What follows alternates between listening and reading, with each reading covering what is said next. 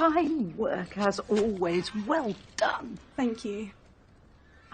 In the Game of Thrones series, not much of the enmity between Arya and Sansa was shown as it is in the books. We saw a glimpse of it, but not quite the whole picture. So, how did it all begin? First off, we need to understand the characters of both. In the books, Arya is described as someone who is not drawn to natural feminine activities.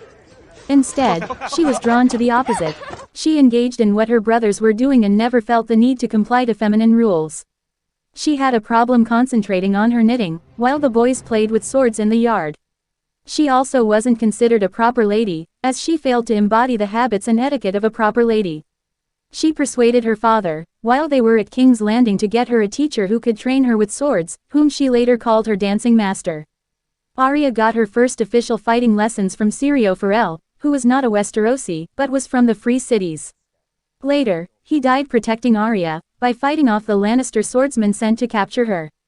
Even before this, Arya had her fighting lessons by watching her brothers and other boys train in the yard, under the watchful eye of Winterfell's master-at-arms, Sir Roderick. This prompted Jon, her half-brother, to gift her a sword when he was to leave Winterfell to join the Night's Watch. She called it Needle. Sansa, on the other hand, was very girly, in all sense of the word. She was the perfect student, and her Septa Mordain, always commended her performance and efforts on knitting and the manner with which Sansa undertook her lessons. Unlike Arya, Sansa never dirtied her dress or forgot her lessons or failed at knitting or forgot the names of past kings and queens. Sansa was attracted to tales of heroes and villains, of princes and princesses. She wanted to live in a fairy tale, and wait for her Prince Charming, who, as we know, turned out to be Joffrey, who was more of a prince monster than charming. Sansa was praised for being a lady while Arya was slammed for being terrible at it. These events did little to bring the girls together. Besides, Sansa herself never liked to do anything with Arya, because she considered her a nuisance and a disgrace. Even though she was the eldest, Sansa never reached out to Arya. Arya herself isn't innocent, as she chose to do things which she knew Sansa despised. But all these are minor issues compared to what Sansa did that turned Arya against her. Now, child, tell me what happened. Tell it all and tell it true. It's a great crime to lie to a king. Sansa lied. She lied to King Robert to protect Joffrey.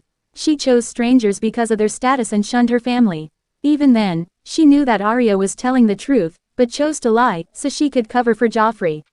This caused Arya to lose her friend, Micah, the butcher's son, with whom she practiced fighting. She also lost her direwolf, Nymeria.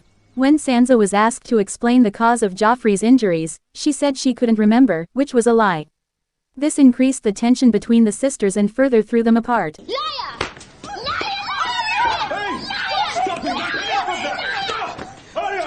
At the end of the show, Sansa and Arya reunited, though it was after a rocky start, but it is still unknown what will become of them in the books. Considering that the author is yet to finish the story,